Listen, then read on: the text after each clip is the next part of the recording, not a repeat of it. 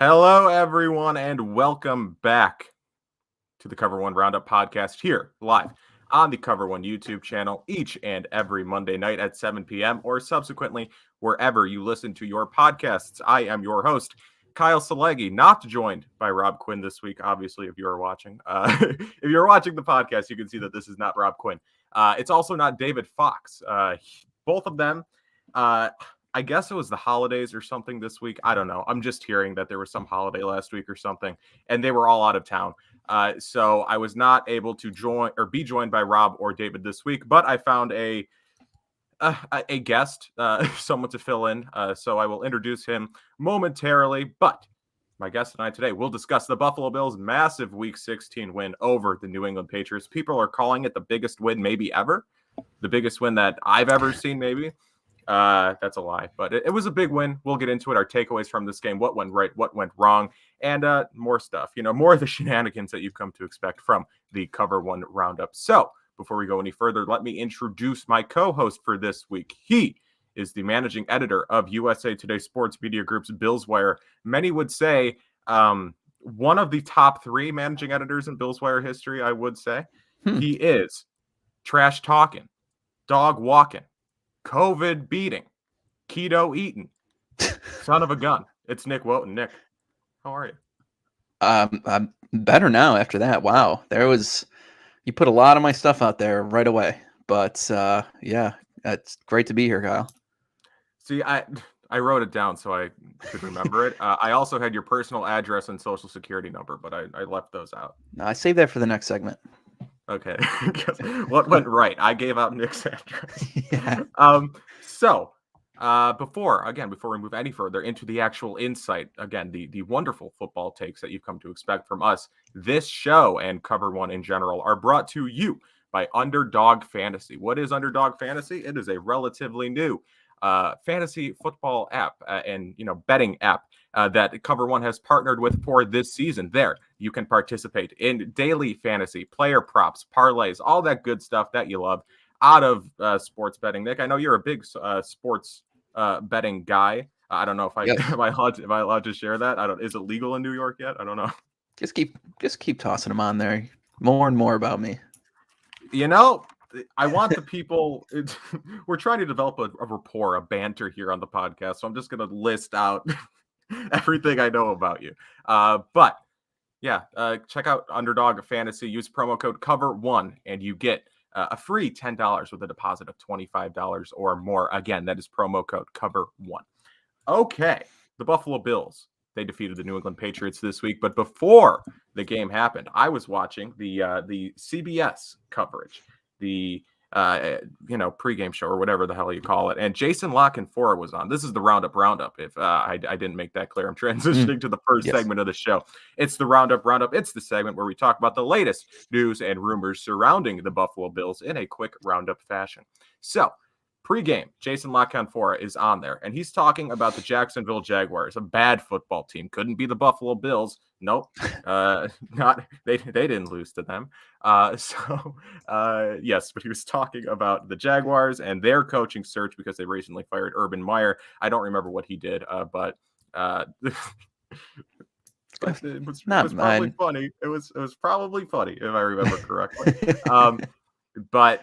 So he was talking about their coaching search and the Chicago Bears coaching search, which is expected to open up here in the coming days. And he brought up Leslie Frazier as a potential candidate for both of those jobs. So, Nick, I will throw it to you, get your insight here, let you put your football knowledge on display right away. Do you expect Leslie Frazier, Bills defensive coordinator, to get one of these head coaching jobs? Not necessarily the Jags or the Bears, but just in general, do you think he will be a head coach next year? I think if we're going to compare the two between Frazier and Dable, I think Frazier is probably the guy, and I think it would be one of these two jobs because you have the pieces in place a little bit in terms of the offensive side of the ball. I mean, both of those teams have some young quarterbacks that have shown some promise. So I think that you need that defensive head coach maybe a little bit more in those scenarios. Matt Nagy's at least in Chicago, so usually typically goes right. Like they'll flip back and forth until they find someone that fits. Unless you're the Bills, you go from Rex Ryan to Sean McDermott, but that's kind of like which chaos. was a bad move. Yeah. I second that. That's the next segment. But I would say it more likely for me right now. I think it'd be Fraser. I mean, their defense has really turned it around this year, and the NFL is so much of a "what have you done for me lately" kind of league. And I mean, the Bills' offense, unfortunately, I think for Dable was almost too good last year compared to this year. I mean, they were so good last year that I think they'll get viewed as maybe a unit that took maybe a little bit of a step back. And then I think the curious question becomes, does what's his name, Ken Dorsey, stick around then for another year behind Dable as the presumed guy in the line for the coordinator job? But I'm gonna guess, you're gonna hold me to it. I'm gonna go Leslie Frazier. And I always really liked him a lot anyway. So I kind of not that I'm not pulling for Brian Dable in a sense, but I just always thought Leslie Frazier was a great guy. So I'm gonna say that he's the one that will get a look. And yeah, I'll say that he gets close at least to getting a head coaching job. He was right there last offseason with David Culley. So that was like an extreme circumstance where nobody wanted the job, though. Where it was like, who can we get? Do we get the old Bills quarterback coach who's actually wide receivers coach, or do we get the defensive coordinator? Richard writes in chat, Frazier needs a strong OC to go with him. I agree, which I wrote yesterday or on Twitter. I was like, Trevor Lawrence with Leslie Frazier as his head coach and Ken Dorsey as his offensive coordinator would be the most boring playoff team we've ever seen, because it wouldn't be anything flashy. It wouldn't be anything like great, but Leslie Frazier, like you said, is a good guy. I think he is a good coach, and he's done this, not rehabilitation tour, but like he was kind of, not really being considered for head coaching jobs after his Minnesota Vikings stint. And then he kind of had a few unsuccessful stints as various position coaches there afterwards. But in Buffalo, he's really kind of redeveloped his image. He was always a respected coach, but now it's like, okay, if he gets another shot at this, he's probably going to make this work, just because he firsthand witnessed how Sean McDermott can build a culture, how he can turn a team around. So if Leslie Frazier, again, as you said, being the good guy that he is, being just the nice guy who you want to play for, plus, now he knows how to build a culture. He at least has seen how to successfully turn around a culture. I think he'd be a brilliant hire. But that being said, I feel like the league is, as Devin writes here, most teams are going with more offensive coaches. A couple years ago, and even now to an extent, like the trend is you hire the young offensive-minded guy, right? You want the Sean McVay, you want the Zach Taylor, whatever. And Leslie Frazier is not that. Leslie Frazier is a relatively old, defensively-minded head coach. So I think he'd be a good hire for a team like Jacksonville. I don't think he's what you need in Chicago. I think you want a younger offensive mind there with Justin Fields. Like with Trevor Lawrence, you can say you want that as well. But like they need a culture shift in Jacksonville. They just need everything new. They need to tear that down. They have nothing to tear down. But hypothetically, they need to tear the culture down and rebuild it from the ground, which Leslie Frazier can do. So I think it'd be a good hire there. And I agree. I wrote in the document or in the outline who's going to get a job, him or Dable. I think both hypothetically could. But again, gun to my head, I think Frazier is the one who's going to get it. So now Frazier also has to jump in there, I guess, with the Bears. He does have that 85 Bears connection as well.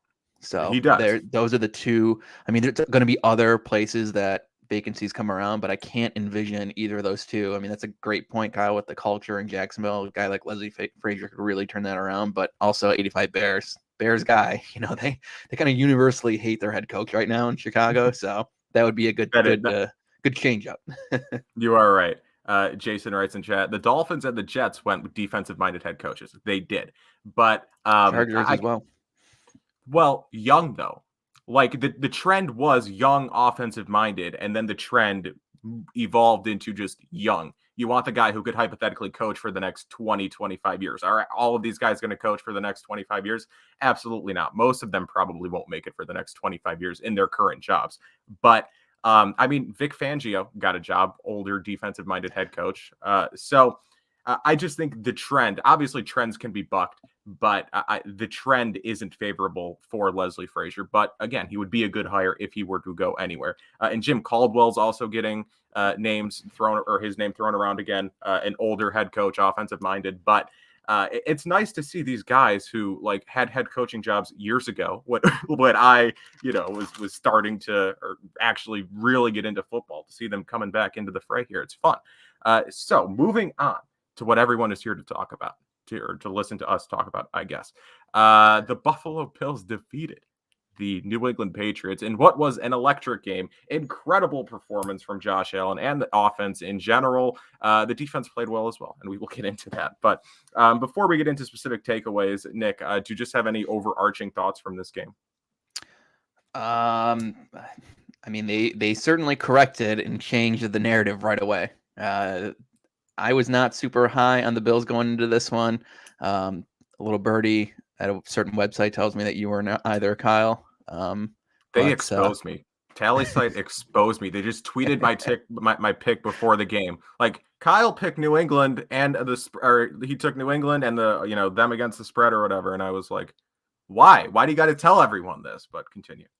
Yeah, they being the Bills really just changed the narrative about the Bills and the Patriots right from the get-go, between the good start on both sides of the ball and the aggressiveness, which, I mean, the two Bills Patriots games this year could not be polar opposite. Perhaps. I mean, Mac Jones wasn't very good in either of them, but okay. Dick writes, way to go, Kyle. Thank you. Guys, people are coming at me for my pay. Look, I will say I was wrong. I was happily wrong that I thought the Bills were going to lose this game, because part of me is still the 10-year-old watching, the Bills lose to the Patriots twice a year. And like, that's just what I'm accustomed to. Justin writes, I feel like Kyle's wrestling name should be Kyle the Sassy Silagyi. I agree. That's a great wrestling name. I feel like a wrestler like that never wins. He wouldn't get over, no. He would be future endeavored quite quickly. But I could also be called the Tangent, because that's what we go on. But just my overarching thoughts of this game. Again, I was anticipating. I thought it was going to be a closer game than we saw in New England or in Buffalo, because it wasn't going to be played in a windstorm. But I thought ultimately, like, I've struggled to consistently trust this offense this year, which I feel like a lot of Bills fans have struggled to consistently trust this offense this year, just because of what we have seen. But consistently not able to close out games, or at times even score or get much of anything going. So I did not expect them to do this against what is a tough New England defense in Foxborough. But again, as you said, just came in there, stole the narrative, retook control of the narrative, and retook control of the AFC East. And now, I mean, the conversation nationally is a lot different today than it was a couple of weeks ago, or at least even last week, where it was like, okay, yeah. New England's back. New England's, it was just a 1-year mishap for them, and they're retaking control of the division. Nope. I mean, Josh Allen's here. That's one of the takeaways. Well, I'll just get into, or I'll let you take it away here, because your first takeaway does have to do with Josh Allen. So, Nick, what is your first takeaway from this game? It has to do with Josh Allen, Kyle. I mean, well, what can you say about Josh Allen that we haven't said several times already? A couple touchdowns, 3, I believe. I don't have the box score pulled up. I'll do that as soon as I'm done talking here. I mean, really just a Greg Jennings put the team on his back, kind of. The broken leg. Yeah, he just put the team on his back, really, and MVP performance. A part of that obviously had to do with one of them that I believe was one of your takeaways, Kyle. So I don't know. There's a couple guys that helped him specifically that were around the front of him, standing in front of him a lot. So they helped him. They helped him out there, and Allen just arm, legs, whatever. Really impressive in that one. And there was one in particular, one series in particular that I believe that we're going to get to with another segment later on. But it was really Allen, and I was worried actually more so. Instead of the offense, I wasn't as worried about the offense as you mentioned there, Kyle. I was more worried the defense was not going to be able to stop the run game enough, and they kind of did just enough to embarrassing. It was more, instead of embarrassing, it was kind of like, I don't know, shameful. Is that less intense? I mean, 3 touchdowns is not good on the ground. 100-yard rusher again is not good, but I was more worried that the Patriots were going to suck the life out of the game and suck the clock out of the game, and the Bills were, I don't know, no Gabe Davis, no Cole Beasley. Maybe the offense doesn't keep up, but I was more worried about the defense. But I mean, they did well, but Josh Allen was just far too much. That was my takeaway. He was far too much for the Patriots. You hate to see the Patriots go down in such a manner, but you do, right? It's just nothing good has ever happened to the Patriots. So it sucks that they consistently get the calls against them. I'm going into NFL TikTok now because it's a bunch of fun. And I saw a Patriots fan today, and he was like, if you watch that game and you don't think the Patriots got calls against them or that they were biased against New England, then he was wearing glasses. And he was like, then you need these glasses more than I do. And it's like, one, my vision's probably worse than yours, so no need to remind me there. But two, the officiating wasn't great, but like I can see where Patriots fans were coming from, especially when they picked up the flag on Jerry Hughes for that thing, and then when he pushed Mac Jones out of bounds when he actually tried to keep him up. I can see why they got upset about that, and I can also see where the frustration came in. I forget what happened, but it was a personal foul or something. And then they called a Patriots offensive lineman for taunting. That was Matt Milano went and put a little Matt Milano put a little hit on Mac Jones there, and then David Andrews came up and had something to say about it. And then he got the penalty. So that's hilarious. I mean, like that's the thing. At points you just have to laugh about the officiating, right? Like if this were happening to the Bills, would I be laughing about it? Yeah, probably. I have. Which I have to say, there was a good thing I saw after the game. Speaking of social media, is I don't know what it was. I think I was looking for something on Matt Milano, so I went on Twitter and typed in Matt Milano. And if you want to see a lot of angry Patriots fans right now, just type in Matt Milano's name, because there's a lot of disgruntled Patriots fans about Matt Milano. And I'm sure Matt Milano is reading all of it, right? Because I'm sure, and he could. He would be a great interview subject about the frustration that's currently being given to him or currently surrounding him from Patriots fans. It would be a great conversation to be had with Matt Milano. But yes, going back to Josh Allen, 30 of 47 for 314 yards, 3 touchdowns, 12 rushes for 64 yards. I wrote in the takeaways article for the cover1.net. If you want to read that, not humble brag, just a plug. But I was a bit too I don't want to say cynical or what I don't know what the word would be, but I wasn't overly glowing of Josh Allen's performance. I focused too heavily, and I didn't really focus at all, but I let my judgment be clouded by the few missed throws that he had, specifically the Kumro throw, which should have been just a layup, for an easy touchdown. But I didn't focus on and also I wrote that moments after the game. So now that I had time to cool down and actually look back on this performance, it was an insane performance from Josh Allen. As you said, MVP caliber, numerous, just like, how the hell did he do this throws? Where he's moving backwards, falling in one direction, throws it across the field, 40 yards down the field, or plays where he rolls out and then uses his arm strength to throw it back over the middle of the field. The one thing you're not supposed to do a lot of things as quarterbacks, but that is one thing that you are definitely not supposed to do as a quarterback is throw back across your body over the middle of the field. Josh Allen did that once or twice yesterday and got decent results both times. Also had a few plays. The one play, the 4th and 1, where he rolled out and the Patriots had him dead to rights. Dawkins messed up a block or let his guy go, and then someone else got free, and Josh Allen swerved, made them collide, and picked up the first down. That was insane. The shovel pass to Diggs to pick up 10 yards on 4th down or on 3rd down, I think it was. He also had a great throw. It's just a number of great throws. The Diggs touchdown throw was good. Reading, a good example of reading coverage and just making a perfect throw to Diggs on the money. Just a great, as you said, MVP caliber game here from Josh Allen. Now, what was better on that Diggs touchdown pass, the throw itself or the Diggs reaction? I think the Diggs celebration. The Diggs reaction, because Josh Allen makes a lot of those throws. So we will eventually forget how good the throw was because he's had better throws this year, even though that one was very good. But we will always have that reaction for when a Patriots fan is being silly on Twitter. And we can that simply shuts down any argument that a Patriots fan tries to have. They can hit you with Buffalo's a shitty place to live, the 4 Super Bowls, whatever. literally just send the clip of Stephon Diggs saying, "Shut the F up," and they're done. How can they come back from that?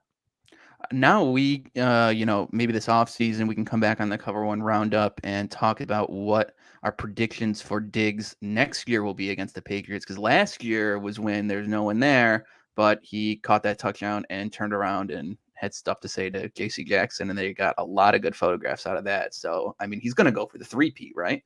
So maybe this offseason we'll have a talk about what Stephon Diggs will do to disrespect the Patriots again, because I'm usually not one to get too excited about stuff like that, but I had a genuine LOL when I heard the hot mic catch what he said. Mm-hmm. It was hilarious, as I wrote down here on the board. No one can read it, but it says you. He could combine, right? Last week, he is just on a run of being hilarious and doing great stuff. Last week, took a guy's beer and drank it, and then bought him beer. And then midweek, he gave hundreds of dollars to McDonald's employees, which good on you, Stephon. And then yesterday told Patriots fans to shut the F up. I think he could steal a Patriots fan's beer next year, which wouldn't go over well, right? He can take a Bills fan's beer and it's fine. It's funny. If he stole a Patriots fan's beer, we have a conversation to be had. I think my early guess would be something with like one of their mascots or something. Like, don't they have that line of guys who shoots off the fake guns or whatever? Like, maybe he just like steals one of their little peacock hats or something like that and like runs away. That would be hilarious. That would be one. That'd be one. We're giving him ideas now. I mean, I assume he's watching. He's a big fan of the Cover One Roundup, just as everyone is a huge fan of the Cover One. I can't even say the name of the show. Rave reviews each and every week here of the podcast, and the numbers, the ratings are just incredible. So I think that wraps up Josh Allen talk. I mean, what else is there to be said? Incredible player, incredible game yesterday, and I think I don't know if you saw any of the stuff coming out of Boston fans. Well, you just said that you perused into Patriots Twitter a little bit, but there was that clip today going around of a Boston radio show where the guy was like, Mac Jones is not the future. The other quarterback was throwing it all over the park. And just a bunch of other stuff. This Patriots fan was essentially saying that Josh Allen is the future of the NFL, which I agree. I'm not going to say it in such blunt terms, but like the dichotomy in trust that the Patriots have in Mac Jones, or just the dichotomy in trust, the level of trust and the talent level between Josh Allen and Mac Jones, it was very visible, has been visible in each of these two games this year. And I don't want to, pretend like Mac Jones, should be given full reins of the offense, should be treated like he's a veteran, because he's not. He's a rookie. But it's very clear that the Patriots don't trust him to do much of anything. Hence why he threw 3 times in a windstorm. And I mean, you saw him yesterday. It wasn't very good. Whereas the Bills with Josh Allen literally just do whatever you want. You want it more than these guys. Just go out there and, you're a freak athlete. And people are calling him a unicorn, as someone wrote in chat earlier. A once in a generation type quarterback. Maybe just in terms of everything, right? Because like Herbert has a similar skill set. Mahomes has a similar skill set, but just in terms of the mindset and stuff like that, it's cliche to say, but he really is a Buffalo quarterback. That's why they took him, Kyle. Very blue collar attitude. Mm-hmm. I mean, that boy's not touching any ranch. I'll tell you that. Lunch pail guy. Yeah, where's his hard hat to work? But can you imagine how devastated would Buffalo be if just like a paparazzi photo of Josh Allen at a restaurant with ranch dressing came out? I mean, trade block. We'd be in shambles. We'd be in shambles. He might never recover. I wouldn't. Speaking of, no, I'm not going to do that. I was going to do a bad transition. Cole Beasley was on the COVID list this week, and he was not able to play. So Isaiah McKenzie, this is my first takeaway. Isaiah McKenzie had to step up and play in the slot in place of Cole Beasley. And is it fair to say that McKenzie looked better this week than Beasley has all year? Like, Beasley's had a few strong games. And by few, I mean like one or two. But McKenzie looked very good yesterday, as you alluded to in your beginning takeaway there. He got help. Allen got help from the offensive line and the receivers in front of him. Diggs played well, and McKenzie, 12 targets, 11 receptions, 125 yards, 1 touchdown. Those all have to be career highs. I have not read whether or not they are career highs, but they simply cannot. Okay, I was going to say 8 was his career high of catches, at least I think I saw. He's, as Dan writes, number 19 played his ass off. He did. I am literally talking about Isaiah McKenzie, and I read number 19, and my first thought was, why is he talking about Deebo Samuel in our chat? This is a Bills podcast, and I'm talking about Isaiah McKenzie, but the first number 19 that came into my head was Deebo Samuel. Regardless, Isaiah McKenzie played on 67 snaps yesterday, 84.8%. His previous season high was 28% of offensive snaps in a single game. So that is something that Bills media in general has talked about this year, is the lack of consistent offensive role for Isaiah McKenzie. Yesterday, Sunday, is the first time all year that he is able to play in a significant offensive role, and he rewards them with one of the better outings we've seen from a Bills slot receiver all year, one of the better outings we've seen from a Bills receiver all year. Allen trusted him greatly. I think they alluded to that on the broadcast a few times, how Allen had said that he trusted McKenzie going into this game, and that was shown. 4 of his 12 targets came on either third or fourth down, and all of those were converted. And even one went for a touchdown. And another thing is that his success, which he's had offensive success in the past here in Buffalo, but it's mostly been as a gadget guy, as a utility guy on end arounds and stuff like that, fun plays. But this game, he was lined up in the slot, and he was running crossing routes over the field, intermediate game, long game, short game, wherever. He was just making their slot cornerback. His name is escaping me now, but people were kind of dunking on him all day at the Patriots slot corner. But so McKenzie was just kind of having his way with him with his crossing routes, right? Just run past him, be faster than him. Asking a slot corner to, someone tweeted this, and I forget who tweeted it as well, but like the Patriots slot corner was asked to cover a kick returner on slot, on crossing routes, which is not great. Not many slot corners are going to just, I don't even know what I'm saying. Anyway, it was a great game for Isaiah McKenzie is basically the bottom line here. Really showed prowess as a receiver that we haven't really seen yet because he hasn't had the opportunity to show such prowess. So very good game, which raises the question, what is his role moving forward? Stevenson has looked decent as a kick returner, punt returner, and Stevenson returning kicks has allowed McKenzie to kind of take a role offensively. So what do you think is McKenzie's role moving forward? Is that Miles Bryant? Was he the slot cornerback? That sounds right. That sounds right. Thank you. According to PFF, he's their slot cornerback, which I perfectly timed that and got that up on the screen right before you tossed it over to me. But I think moving forward, the Bills have to really consider going with McKenzie. I mean, Cole Beasley has had some games this year. He just, the one thing that he is not really passing very well on for me, Cole Beasley, is the eye test, I guess. I mean, there hasn't really been any games this season where I thought that Beasley stood out as much as McKenzie did yesterday. Yes, he's had some games, but he hasn't been as consistent as he was last season in terms of moving the chains, in terms of being a guy that can be relied upon. And I kind of thought for a little bit, maybe that has something to do with Dawson Knox because they're both kind of in the middle of the field there. But yesterday, Isaiah McKenzie showed that doesn't really matter. So I think the Bills really got to consider getting Isaiah McKenzie involved. And as someone who is old, I can say that Isaiah McKenzie is 6-7 years younger than me, which makes him 6-7 years younger than Cole Beasley. So maybe that's making a little bit of a difference in the way that he can just get away from coverages and whatnot, because Isaiah McKenzie sure got open yesterday. He did all game.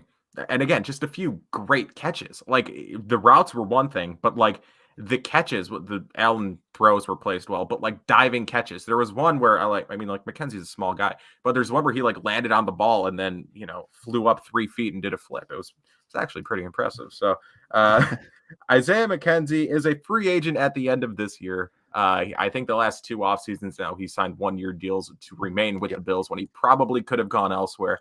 But now I mean, after this game, now that he has shown that he's more than a gadget guy, that he can be a slot dude, he can probably play in the slot for a team that needs a slot receiver. I think he's going to get a big boy contract now. Is that going to be with the Bills? I don't know if the Bills can afford it. I mean, they can cut Cole Beasley. I looked it up last week. They save like $4 million, I think, maybe a bit more for cutting Cole Beasley.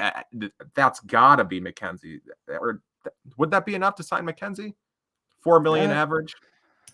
Could be, yeah. I mean, there's going to be so many moving pieces, though. It's a really almost, I don't want to say invalid to even guess about it, but there's going to be so many different pieces. But the way that the Bills definitely set up Beasley's contract is for him to be moved on. I mean, because when he signed at the same time as John Brown, it was the year longer, and we see what happened to John Brown.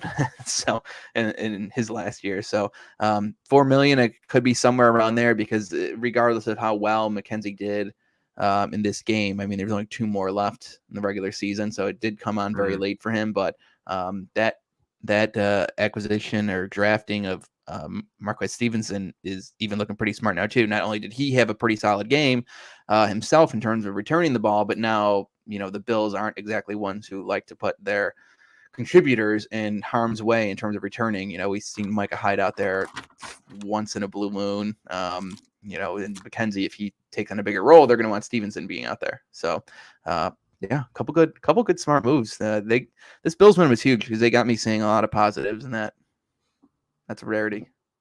You never do that, right? Which is why you are Bills Twitter's favorite Bills writer, I would say. Maybe, is that fair to say? Yes. Nothing but kind words in your mentions at all times, I would assume. Yes, okay. yes. Yes. I don't want to divulge further down that one. Moving on. What is your second takeaway from this game? What is my second takeaway from this game? That's a good one. That my second takeaway. Gotta buy some time here. Okay, there you go. Sean McDermott, he has some balls. We talked about it. Easy with that face. I don't know if you're allowed to say that. He has some stones. A little bit of a throwback to. I feel like that's coach speak. He's got some stones or something. But I'll ask Sean next time I talk to him. Perfect. Yeah, he. You don't want to give him every single ounce of credit because he is not the play caller on offense. Of course, this goes to Brian Daboll as well for making this work. But boy, were they aggressive. We talked about it a lot at the top of the show, and he was very aggressive. And that is exactly what, again, we mentioned, change the narrative of this one. The Bills were in control right away. And on top of that, Sean McDermott also, you can't even debate that the Bills weren't ready for this game. I mean, they came out, first defensive series is perfect, followed up by, I think it was 13-play scoring drive. The Bills capped it. And of course, the 4th down play, and even the Bills sprinkle in a couple 2-point attempts at least. They didn't work out, but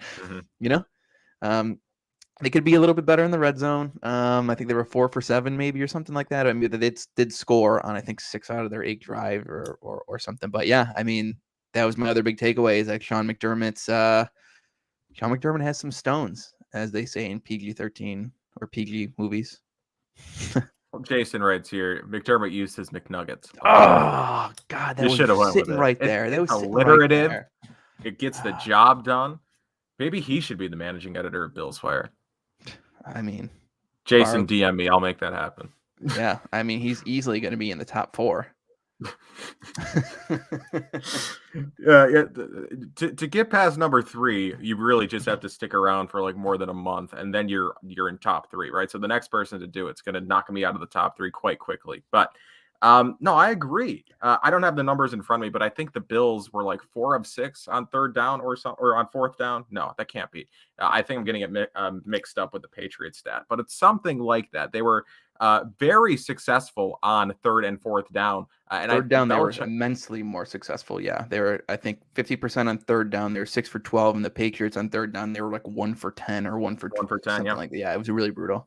Mm-hmm. And Belichick said after the game, or today or something, that was the difference in this game, was the Bills executed on 3rd and 4th down, and the Patriots really didn't. The Patriots did execute on 4th down. They were 5 of 6 on 4th down. We'll get into that a little later. They actually did pretty good on 4th down, but right, but getting there was the Yeah. Exactly. But like Bella, yeah, he said that this was the difference in the game, and they were aggressive. You look back to, again, their opening drive when they could have settled for a field goal. Charles Davis on the broadcast was kind of hammering them for not taking the points, not getting points in a game like this, the divisional matchup where you want to get out ahead.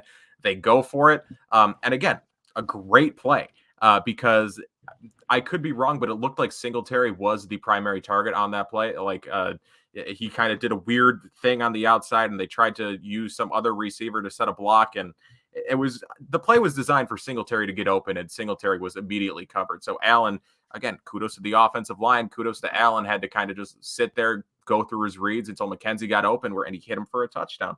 And just throughout the game with these aggressive play calls, knowing that they couldn't take their foot off the gas, knowing that he didn't want to let New England stick around, which they did until the end there. But like in hindsight, it never really felt all that close, to be honest. And that can be attributed, at least in part, to this aggressive mindset. Yeah. I mean, foot on the gas right away. That was, it just seemed like from almost the opening kick, it was like the Bills were in control of this one, which crazy enough, like we kind of referenced before, was the exact polar opposite last time around, where it felt like the Bills were 14-10 final in Orchard Park, and it did not feel like it was 14-10. You're right. Sorry, I got distracted by chat, which happens each and every week on this podcast. So we got someone saying Miami win tonight, but let's not go there because I bet on the Saints. So did you use Underdog Fantasy and use promo code Cover1? Yes, you did. Thank you, Nick. My second takeaway, I almost forgot that I still had a takeaway to go. The Bills' offensive line. I kind of want to give them their flowers a little bit because it wasn't stellar. It wasn't like a flawless game, but it was one of, if not the best games that this offensive line has put together this season, which is surprising considering that they started without Deion Dawkins. And I wrote, again, in the takeaways article yesterday for cover1.net, and go read it, something along the lines of like, it was ironically an injury that allowed the Bills' offensive line to get back at full strength. They started with Spencer Brown, Ike Butker, Mitch Morse, Ryan Bates, and Darrell Williams, and then Ike Butker unfortunately goes down with an Achilles injury. He's out for the rest of the year. But then that prompts Deion Dawkins to check back in the game at left tackle, which allows Spencer Brown to go back to his natural position of right tackle, which allows them to put Darrell Williams back at guard, which he has been comparable at as compared to tackle. Some would argue he's better at guard. Some would argue he's better at tackle, but it's not that big of a drop off or the dichotomy. It's like my third time using dichotomy. SAT words. Big brain guy here today. But yes, the dichotomy between him at guard and tackle isn't all that large. But regardless, it was the injury that allowed the Bills to switch back to probably the most ideal offensive line that they could have had yesterday. And it worked. Again, only allowed 11 pressures. The offensive line, combined for 11 pressures, one hit, according to PFF. Am I right there? Did I write that correctly? I didn't write it down. What am I doing? What's the point of taking notes? No, I did write it down. One hit. They only allowed one hit on Josh Allen and 0 sacks. Deion Dawkins, again, who was activated off the COVID list not even 24 hours before he had to get checked, or before he checked into the game, had no time to practice in the week besides, a couple of reps in pregame warmups, allowed 0 pressures. Ryan Bates, 1 pressure. Mitch Morse, 3 pressures. Darrell Williams, 5 pressures. Oof. Spencer Brown, 1 pressure. Nice bounce back game for Spencer Brown after those 2 rough games there.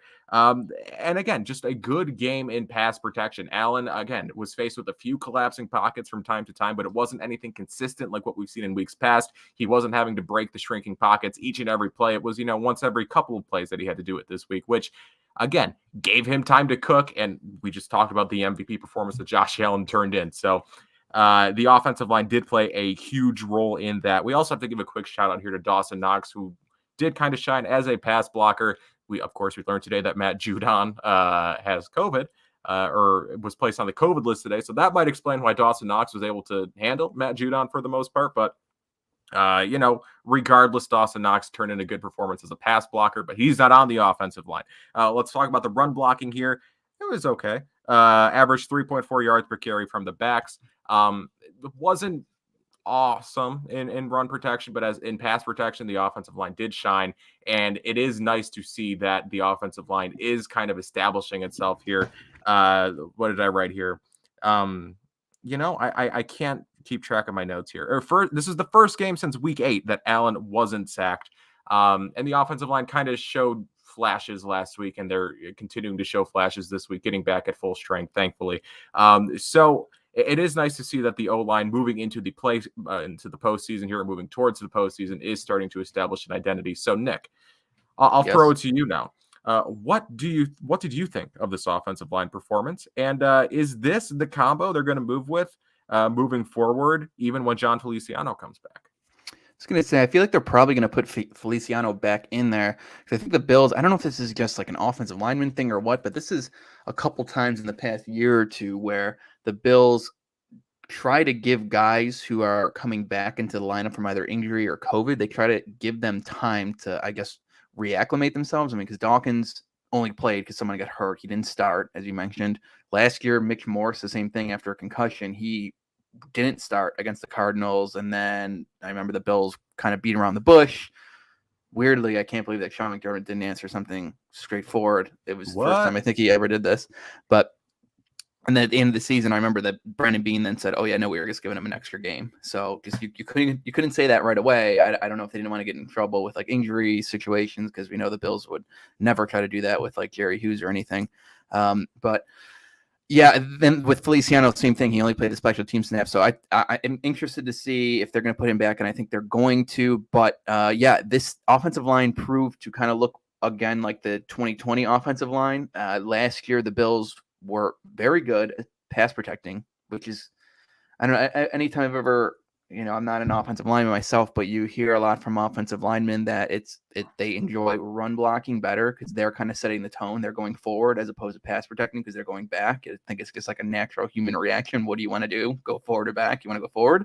But they pass protect so much better than they run block.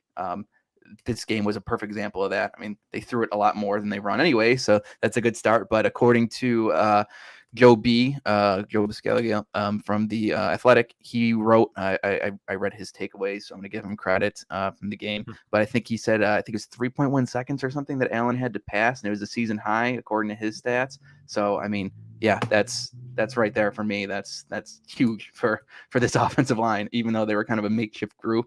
I think Feliciano is probably going to get back out there, but yeah, this offensive line was really great yesterday. Shockingly great, to be honest with you. Shockingly great is correct. Yes. We're gonna go on a bit of a tangent here.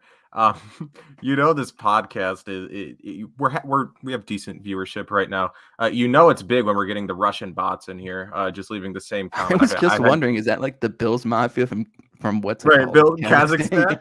I'm like, is that him? Like, and did he just get blocked? What is going on? Well, I have now blocked 2 Russian bots or bots with Russian names. So either I'm doing a good job moderating the chat, or I'm being incredibly intolerant towards Russian Bills fans right now. It's one of the two. I hope it's not the latter. But so moving on here, that wraps up our takeaways here. Bills are now on top on the AFC East, and that's largely thanks to Josh Allen, the offensive line, and everything else we mentioned. So moving forward here to our next segment, what went right and what went wrong. This is the segment where we talk about what went right and what went wrong. So, Nick, starting with you here, what went right in this game for the Bills? I really liked how the Bills, I think it was ESPN, Sports Center perhaps, and more accurately credited to a photo that our friend at BillsWire, Brad Gelber, took of his TV, as he's so very good at. And it said the Bills are 1-5. Yeah. The Bills were 1-5 in 1-score games this season, which remains. This was not a 1-score game. But what went right? The Bills, this was kind of in that area, and it came at the perfect timing. It was 26-21 game, and my favorite Josh Allen moment of good Josh Allen moments in this good Josh Allen game was, I mean, you mentioned the 4th and 1 play where he just put it on his back, made it happen. I think that was the drive that ended in him flicking a touchdown pass to Dawson Knox. I mean, that one right there just screamed that Josh Allen willed his way into this is not going to be a close game, and final score was not a single score game, so it's not going to improve that 0-5 mark that the Bills are this season in 1-score games. But for me, I'm going to count that as the Bills put a damn good team away in a 1-score game, and that was what went extremely right for me. And a part of that, we haven't mentioned this 45 minutes into this, they did not punt the ball. So that's another pretty good thing that went right. Well, I try to not talk about Matt Hawk whenever I don't have to talk about Matt Hawk. So in the game where he did nothing, I will, Matt Hawk, the one Bills player. Imagine if Matt Hawk was the one Bills player who's watching this. He's just like, hey. He's fuming over there. What's taking them so long? What did I do? Yeah. But speaking more broadly off of that, like, this is the first time since, like, early in the season where they have played well against a good team, against like another competent team, right? Like, all of their other wins besides the Kansas City win were against like not great teams. And I hate people being like, oh, who have they beaten? It's like, you play the teams that are on your schedule. But what has been concerning is that we've been touting them as the Super Bowl contender, as the Super Bowl favorite, but every time they play a good team, they come up short. Indianapolis wasn't much of a contest. The first Patriots game wasn't much of a contest. Tennessee had their hearts broken. Tampa Bay had their hearts broken in the second half. First half, they didn't show up. So it's nice to see them against a good team play to their full capacity, play to the fullest of their abilities, and show that, okay, yeah, the Super Bowl talk wasn't stupid. Like, we can put away a good team. We can kind of, establish a lead against a good team. And then when they start coming back in the game, we'll just kill their hopes again. So that, I agree. That went right. It was good. One. Look at that. Unity on the podcast. BillsWire and Cover One coming together. It's what everyone has been clamoring for this for years. So what went right for me? What did I write down? I wrote down what went right. The defense largely went right. Held New England to 288 net yards. As we said earlier, Mac Jones looked largely pedestrian. Not a great game from Mac Jones. 14 of 32 for 145 and 2 interceptions. To quote or inspired by the Boston fan on that Boston radio show, he was not throwing it all over the puck, or if he was, they were overthrown. The Patriots were 1 of 10 on third down. Now, I understand that this is kind of a misleading stat because on a lot of those third downs, they weren't necessarily playing to pick up the first down. Or what did I just say? On those third downs, they weren't playing to pick up the first down. They were playing to make it fourth and manageable, which they often did. And again, they were 4 of 6 or 5 of 6 on fourth down. I've seen 2 different stats. So they were very successful on fourth down. But that being said, the Bills did still force 6 fourth downs. So that is an incredible outing from the defense, or not incredible, but a strong outing from the defense. And again, looking at just 2 takeaways yesterday, adding to that turnover total on the season, which is ranks near the top of the league. And just looking more largely or broadly about where they rank on the season, they are the number 1 ranked defense still and first against the pass. So overall, the unit did what it needed to do yesterday to keep the Bills in this game, get the ball back to the offense when it needed to, which then promptly put the ball in the end zone. And the rest was history. So do you have any thoughts, overarching thoughts on the defense here? I thought that they were solid. They got the job done. That's about where I was at with them. Still, again, this run defense is I don't want to say alarming. I don't want to say the word embarrassing. But yeah, I mean, but there's no arguing with the secondary. A lot of Patriots games have gone that way this year, where they're not allowing Mac Jones to really do much down the field. But I mean, he really didn't want to do much down the field against the Bills, and that did not include a defense with Tre'Davious White. So that's another good feather in the cap of the Bills, where they don't even need Tre'Davious White to scare Mac Jones. It's impressive. Dane Jackson, people are talking maybe the best corner in this or any league. Or any league. Right. Even if you include the XFL, I mean, Dane Jackson still ranks up there. So moving on, what went wrong for you in this game? What went wrong for me in this game was I held off mentioning him earlier when we were talking about Cole Beasley and kind of maybe being over the hill a little bit, but Emmanuel Sanders for me kind of looks the same way. He looks pretty pedestrian a lot of the times. I mean, I think he has how many weeks now going back? I read it earlier, but I don't have the numbers in front of me, but he only has more than 4 catches like once in the past 10 weeks. That's not very good. 2 yesterday for 20 yards plus his drop in the end zone. I think was that on 4th down as well, I believe. Yeah, I think so, yes. But him and comparing that to, I mean, Gabe Davis hopefully can stay the way of not Cole Beasley in the next couple weeks. That would be fantastic because the Bills really need him right now, because I just don't see how you could even, compare. And I get Sanders brings his intangibles, and a lot of people around the NFL love Manny Sanders, and, seems like a great guy too. But Gabe Davis also seems like he just knows how to find the end zone and knows how to make me go, wow, during the game along the sidelines. So that was what went wrong. Well, first, I guess, Gabe Davis going on the COVID list, that went wrong. But Manny Sanders, I think you might have to take a little bit of a back seat. Gabe Davis is putting up numbers, and he would be playing like 30% of the snaps in games earlier this year. I mean, get that boy a couple more balls thrown his way. Devin writes, Sanders, that's plural.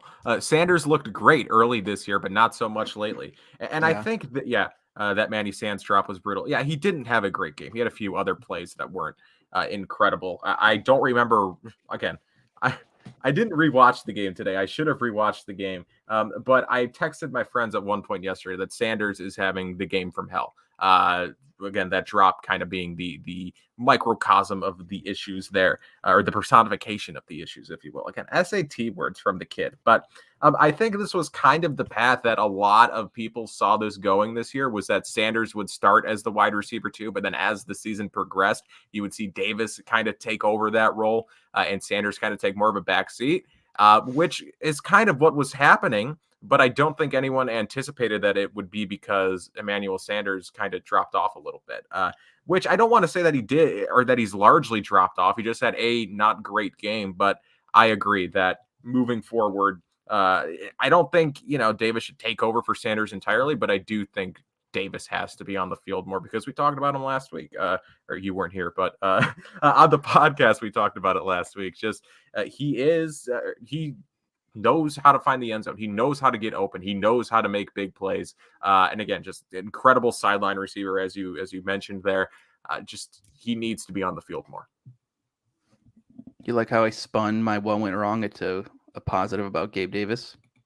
That's what you'd love to see. That's what you'd love to see here on the Cover One Roundup. Only positivity, more spam in the chat. I blocked another person. I'm going to block a active chatter by mistake, and I'm going to feel like an awful person. So just throwing that out there now. If I accidentally block you, I didn't mean to. I thought you were a Russian bot. Okay, moving forward.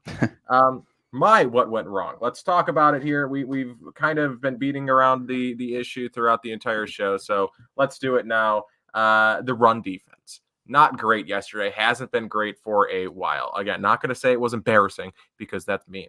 But yes, Patriots rushed for 149 yards yesterday. Damian Harris had 103 yards on 18 attempts, 5.7 yards per carry, and 3 touchdowns. That is not a favorable stat line. Now, again, they have guys who individually look solid against the run. Harrison Phillips has looked solid against the run for a couple of weeks now. And it does have to be mentioned that they didn't have Star Lotulelei yesterday, who missed the game for personal reasons, I believe.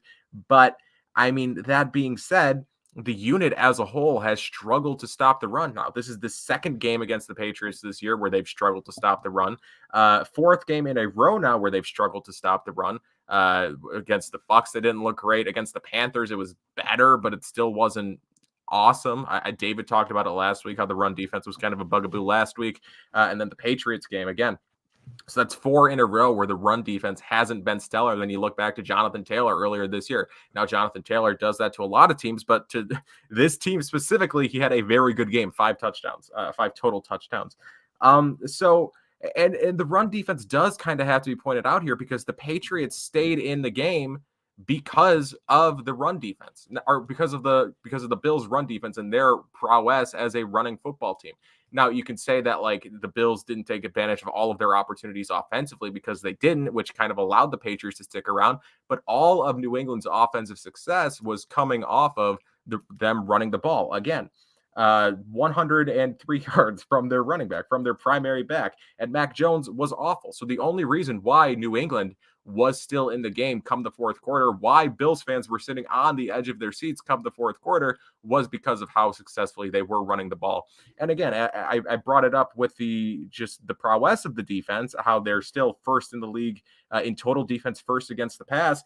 They are currently 17th against the run, which just shows how the tale of two cities, if you will, here defensively. Incredible against the pass, but against the run, it's a middling unit, which is, I'm sorry, it's just statistically and eye test, that's what it is. It's a middling unit. So having seen this now for 4 weeks and now moving into the postseason where, typically playoff teams are stout on the ground. That's kind of part of their identity, is being able to run the ball. And then given cold weather, it looks like the Bills may have a home playoff game, which if that's in January, probably not going to be 70 and sunny. So it's probably not going to be played in the greatest of conditions.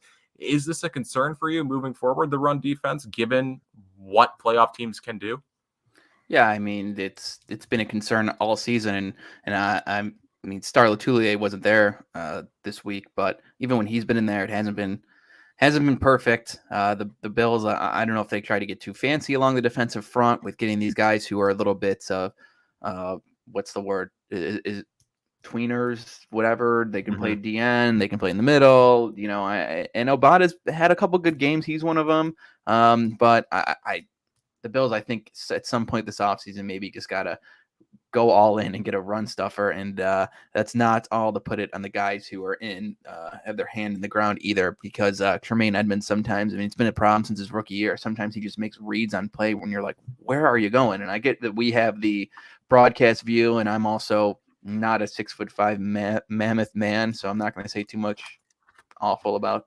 that's too bad about the guy in case he finds me, but he sometimes the angles he can take sometimes on running plays are just it's not good enough. And I don't know. The Bills definitely got to figure out something. They did a little changing up. We saw some Saran Neal out there in terms of a bigger defensive back that seemed to help a little bit yesterday, but I mean, still 103 yards and 3 touchdowns for Damian Harris. And at one point, is a bruising back going to just eventually, not do what Derrick Henry did to Josh Norman last year to the Bills? It's going to happen again, and hopefully Josh Allen can make us forget about it. Cosign. It is. No, it is. It's, I mean, I just broke down why I'm concerned about it. So yeah. I think, which is, it sucks because I've been on this podcast for all season, just talking about how, like, I'm not overly concerned with the run defense, how they're only having these big games against or they're giving up these big games to elite running backs who, do that to every team. So, like, they're good players. That's why it happens. But I mean, this is 4 weeks in a row now where it's like, is Leonard Fournette, like, Leonard Fournette's good, but is Leonard Fournette in the Derrick Henry tier, Jonathan Taylor tier? No. Chuba Hubbard's a talented player, and he didn't have that type of game, obviously, but he's, he looked solid against the Bills. So, yeah, he had a long run, didn't he? Yes. But if you take that away, all right, that's enough of that. Okay. So I wrote down here that we're going to do a Falcons preview, but is there much to preview here? Like, Cordero Patterson's fun, but he's kind of fallen off here. Kyle Pitts is fun. Matt Ryan's still a guy, but like, the Bills should win this game, right?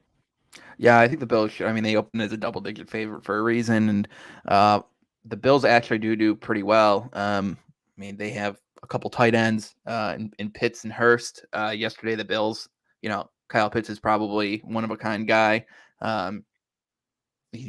He's not exactly, he's probably got someone better throwing to him than Mac Jones, but the Bills did hold the Patriots tight ends in check yesterday, which is, credit to Neal and probably Matt Milano as well.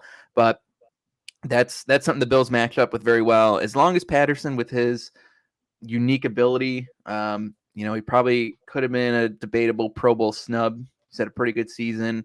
Definitely earlier on, he was playing very well. Because I held on to Mike Davis for some reason in fantasy football, and that was just stupid. But anyways, as long as the Bills can hold him, but he's not exactly that bruising kind of guy. It seems like every single time with the Bills this season, it's always that bruising rusher. And To be honest, I bet on the Falcons yesterday, and they did win. But man, they were really trying to let the Lions come back in that game. They thankfully had a goal line stop for my winnings at one point, but the Dolphins with Tim Boyle went all the way down the field on them and couldn't punch it in the end zone. And Falcons got to stop late, and then Russell Gage just fumbles it. And Jared Goff is out there. Not that Jared Goff is some stud, but he's not the backup quarterback the Lions could have won last week against the Falcons. So very much so. But the Falcons at least they do. They are good in one possession games. So I don't think it's going to be that, but they actually do win games on the road for some reason. I think their last game against the Lions was their first win in Georgia since maybe last season. Their other home win this season was in London, so it was technically a home game, but it wasn't at their own stadium. So if we could move this one down there, that'd be very good. No dome.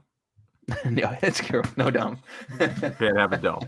I love the chat. Why writes Falcons are still in the playoff hunt though. Let's not sleep on anyone. Remember the Jags for God's sakes. Don't sleep on Matty Ice. A lot of people saying don't take the Falcons lightly, which I don't think I am necessarily. I'm sure the Bills aren't taking the Falcons lightly. They're not a bad team. I don't want to say the Falcons are a bad team because Matty Ice is still a good quarterback. Cordell Patterson's fun, as we talked about, as you said. Kyle Pitts, one of a kind type of player, but the Bills are just better. Don't take them lightly. And if you don't take them lightly, that should, hypothetically lead to the Bills winning by at least one score, by at least, this, I'm not going to say it's going to be a blowout, but the Bills are the better team. The Bills should win this game, especially what this means, where they're playing the Falcons and the Jets in their last two games. And if you win out, you win the division.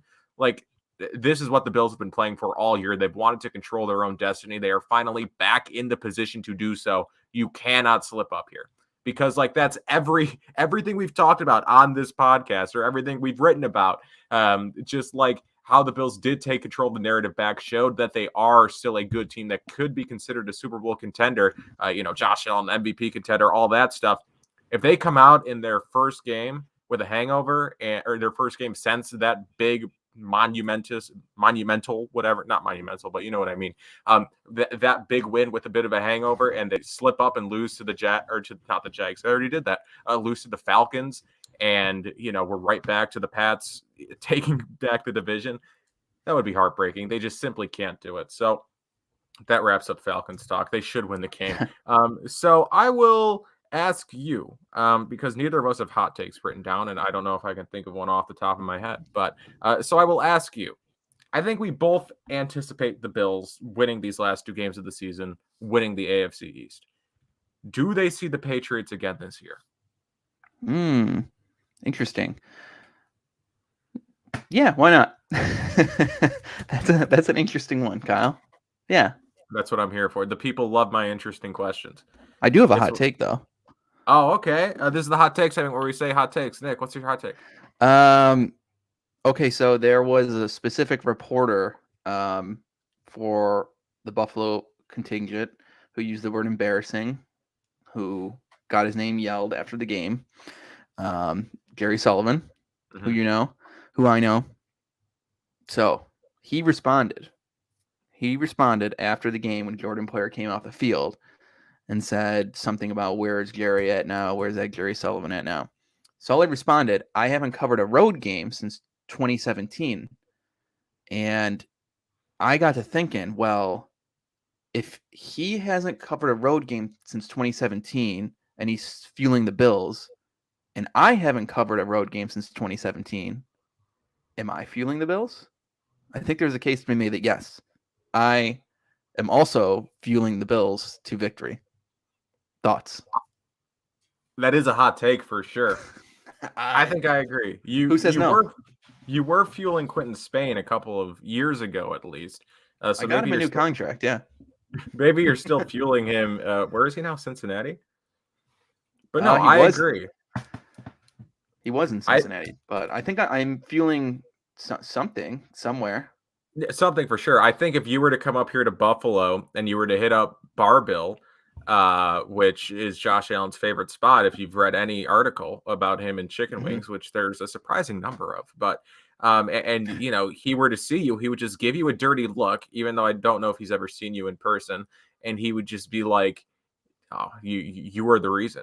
You are the reason for my success."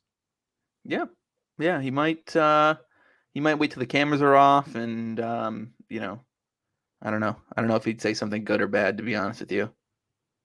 I think he would just be like, you know, it would be one of those things where it's like the meme where it's like, you're like, I hate you, you've ruined my life. And he's just like, I don't know who you are. Like, we would be like Charlie, Kelly, and Mac from across the restaurant, just when they catch eyes, they just stare. That would be me and Josh Allen. Josh Allen and I. There you go. That's that editor coming out. And yeah, so I don't have a hot take because I didn't anticipate us to do hot takes. But my hot take, if I can think of one off the dome here, is that the Bills are winning the Super Bowl. Yeah. How did you know? That's that great chemistry that you and I have developed throughout these past 65 minutes here. You can now read my mind. Yeah, my hot take is that the Bills win the Super Bowl. They're going to play. Who's like I'm trying to think like what the NFC playoff picture even looks like. They're going to play the Philadelphia Eagles in the Super Bowl. This is our chemistry. I was going to utter the Eagles. What's the most obsolete playoff team in the NFC right now? Definitely the Eagles. Place that bet now on Underdog Fantasy. Use promo code Cover1. Bills beat the Eagles in the playoff or in the Super Bowl. It's going to be an incredible game, though. Jalen Hurts, he's a player. He is a football player. So moving on to, I think that's it for this show. Thank you guys for watching what was a long but good podcast. Make sure to follow Cover One on Twitter at Cover One, I believe is the handle. On Instagram, on TikTok, on Facebook. Follow Cover One wherever you use social media. I'm sure Cover One has a presence there. Make sure to subscribe to this YouTube channel if you'd like to. You can also check out the Cover One, the various Cover One podcasts on iTunes. Leave a review if you feel so inclined to do so. Check out Cover One Premium if you're interested. There you will have access to the Cover One Premium Slack where you can talk to me, not Nick. He's not in there, but there's a bunch of Bills fans in the Cover One Premium Slack, always discussing the Bills and various other fun topics. Lots of good discussions always going on there. I get fantasy football advice from the Cover One Premium Slack. I wouldn't advise that because I'm out of the playoffs, but yes, you can hypothetically get advice about fantasy football or whatever else you want in the Cover One Premium Slack. So check that out. And you also have access to premium articles when we make them. So what else can you do? You can check out Underdog Fantasy. Use promo code Cover1. You can follow Nick on Twitter at Nick underscore Wojton, WOJTON, or at the BillsWire. Did you almost just mispronounce your own name? No, I just try to phonetically say it in a way where people will kind of Wojton, silent J. You know, you gotta Wojton. I almost introduced you as Nick Wojton just to see if you would have corrected me. I would have let it go 100%. You would have? Yeah. Well, I would have just hammered it then. Every single time I threw it to you, it would have been like, Nick Wojton, what do you think about this? Well, glad we're going to leave on this highlight. Let's go back in time. All right. Don't follow me on Twitter. Thank you guys for watching. We weren't going to. We'll talk to you next week. Bye-bye.